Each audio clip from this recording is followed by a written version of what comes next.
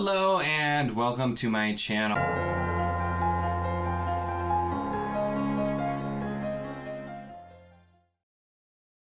Next up, and I have another one of these still coming, but I finally just decided to buy, I got them on half-price books at a decent price, the only Malazan books that I still needed in something other than Mastermark paperback, which included Dust of Dreams. I'm pretty sure the other one is Toll the Hounds, that I have coming, that I had ordered from half-price books from their website. Those ones look like they're easier to find because you can still find them new, and so I just still got some cheaper options with them. But yeah, I have over on the Malazan shelf now at least a couple of them. I have a couple in book club edition hardcover, but the rest are the trade paperbacks, which has taken a really long time to collect. So I just decided to finally complete it and get the last two.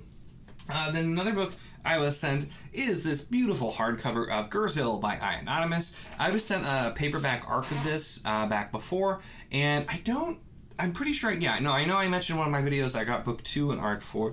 This, though, he sent me the hardcover version, which the colors just really pop on this. And I know not everybody likes the naked hardcovers, but I am a big fan. And just the naked hardcover with the dragon eye, I don't know. I really like the way this looks. It has a really nice and very high quality feeling dust jacket, but also the naked hardcover is beautiful as well. So I usually take a dust jacket off of a book when I'm reading it, so I don't damage the dust jacket. This one actually feels like it would be fine just because it feels high quality. So I kind of like having something also under there, so I still get some cool art with it as well. And he did sign as well, which, I mean, it's still anonymous, but it'd be funny if he signed his actual name for the signature. Like, we'll find out who you really are. So really cool that. I'm going to be starting book 2 of that series here really soon. It just came out. It's called Bottom Hill, and then I'll talk more about that once I actually read it. And then, very randomly, I was talking to... I was talking on Discord to T from An Erudite Adventure, who mentioned the Rune Lords books, which he was pretty sure he'd heard me mention, and I'm not sure if I did or not. But come to find out, the audio versions of them, which are narrated by, I can't remember his name now. It's the guy who does Project Hail Mary, whom I love, and yet I can't remember his actual name, and that makes me... Hold on, we're going to Google this. Ray Porter, that's who it is. Ray Porter narrates them, and they're included on Audible for no credits. So decided we'd start up a buddy read for it later this year, which there'll be more about it. But I already had the first... Isn't the first book? I actually think it was like book 4. It was some random book in the Rune Lords that I've had for years, and it's why I've always meant to read it. But it's not the first book. And then I randomly found book 3 of the Rune Lords, which these have such interesting covers. So I figured, hey, I found another hardcover, and this looks brand new. It's not. I mean, I bought this at half-price books, but it looks brand new, so really, really well taken care of. And I figured grabbing another one of these so that I can probably do hybrid once we get to it. So I definitely snagged that book as well. Let me get a couple things, different things here as well. So I grabbed on Book Outlet Aspects by John M. Ford. Now, I still have The Dragon Waiting, and I still need to read The Dragon Waiting. And I was supposed to read The Dragon Waiting a couple of months ago at this point, I believe, which is supposed to be really good, and he's just supposed to be also a really fantastic author. If you can see, there's a blurb from Robert Jordan praising him just as an author. There's a introduction by Neil Gaiman.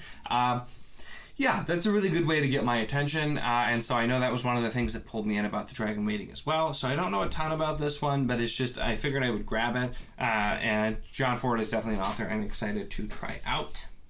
And then we have the Starless Crown by James Rollins. So it's my understanding this guy's a thriller author who decided to do a debut in fantasy. Pretty interesting cover. I know I heard people talk about this, but I don't remember if people liked it or not. But it's another one I found on Book Outlet. But it's, there's different people. So there's somebody like foretells an apocalypse. There's a soldier who's trying to take up weapons again. A drunken prince and a imprisoned thief, and this kind of group ends up having to come together to try to find the secret to save the world. I'm guessing here, and I'm paraphrasing really badly here. But so this one seemed kind of interesting.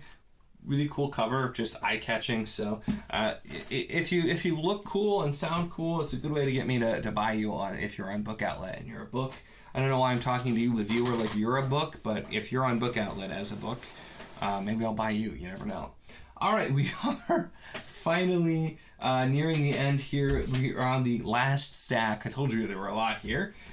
So first up, I grabbed, and I've been working on downsizing my mass market paperback collection. Usually if I find like a book I have in mass market paperback in a different format, I will grab it. But I got a couple more. A friend of my wife's is selling some books, including Sword in the Storm, which is the first Regante book by David Gemmell.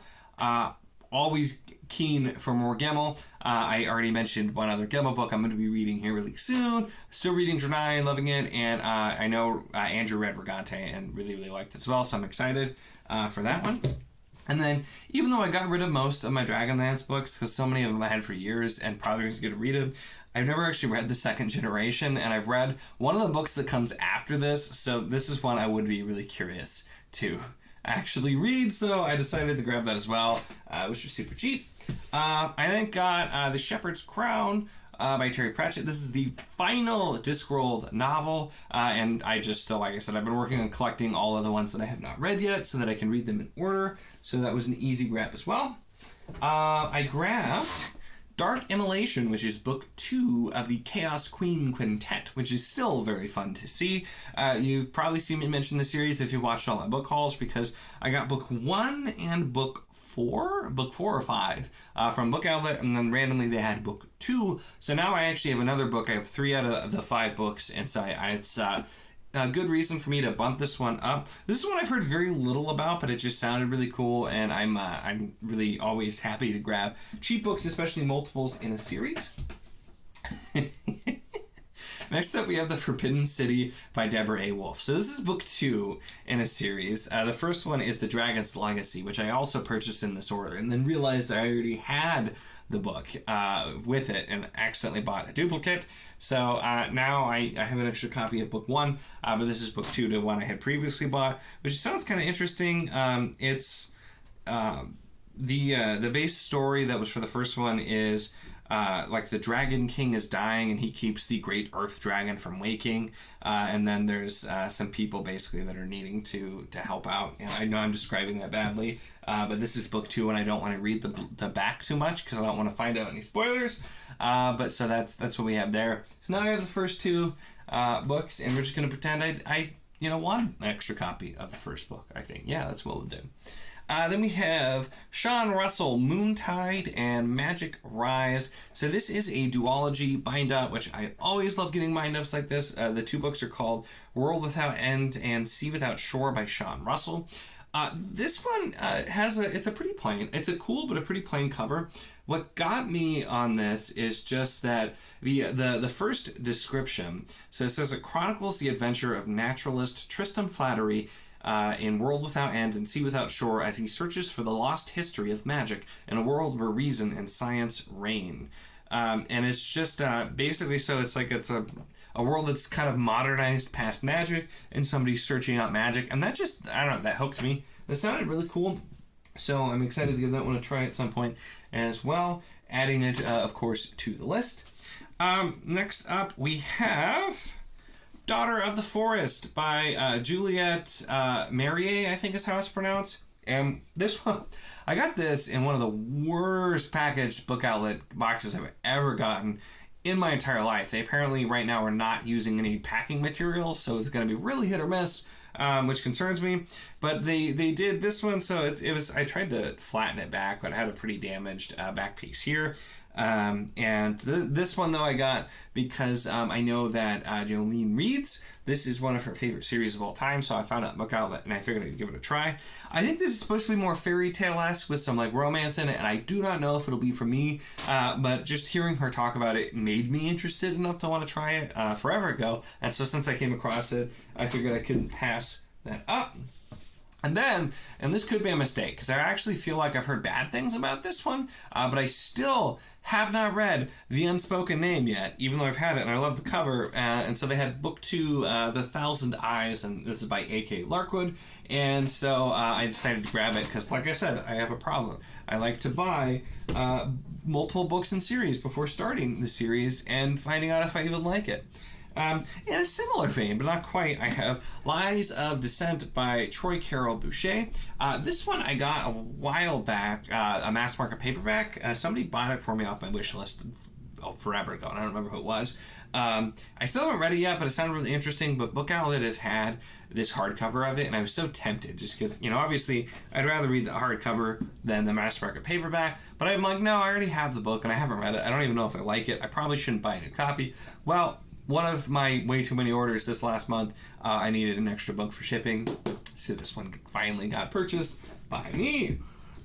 Next up then we have Shift by Hugh Howey. So I bought this whole trilogy on Book Outlet. One of them, the third one apparently was out of stock and they just didn't didn't charge me for. And the first one was just like the whole cover was destroyed. It was like completely bent over. It looked like it was about to fall off. So they're sending me a new copy. This was the same badly packaged order. But this is another sci-fi one, and it's supposed to be kind of like a sci-fi happening kind of like more like modern times, not futuristic, I think. And it's supposed to be like, I think it's something that there's like, so a pill can wipe out memory of traumatic events, and then it's supposed to kind of go from there. So it sounds like, whenever I was reading this, it sounded like kind of like a more like less techno thriller than like Crichton, but with kind of a similar like setup going from there. So this one was one I was interested in trying just because of trying to branch out into some more sci-fi. So grab that. Then we're just about done, I promise. We have the Moonsteel Crown, and I think this is the other fantasy heist one in here. I mentioned earlier in this video that there was another fantasy heist one. So this is like you've got, there's like a big crisis in the Empire, but the characters are like thieves in the gang and end up trying to steal something that gets them into a lot of trouble, and then kind of brings to the big events. Once again, it's not that hard to sell me on fantasy heist novel, and just kind of cool blue-black, still pretty minimal cover, but pretty interesting to look at there. And then the completely out of left field is I got, because I love the paper mill classics, and so one time for shipping I got 1984 by George Orwell, which I've actually never read.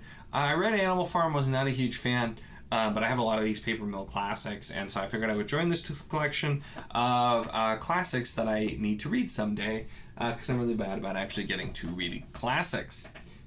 So that completes, finally, after all this time, the book haul for August, which was a pretty bad one. Thanks for bearing with me through 2 parts of a book haul video with it, but I'm going to have to figure out where in the heck all of these books are going to go, because it's definitely a mess. So there's a good chance I'll be working on trying to unhaul some stuff soon, once I can get through and read some more books, but also probably be reorganizing a little bit to try and find room and space and go from there. But that's the end of this one. Make sure to give the video a like if you enjoyed it. Check the link in the description, as always, for the Wizardly Duo Discord if you want to chat books. Are there any of these books, other books, anything at all, really? It's a lot of fun and we would love to have you. And of course, if you enjoy my content, make sure to subscribe.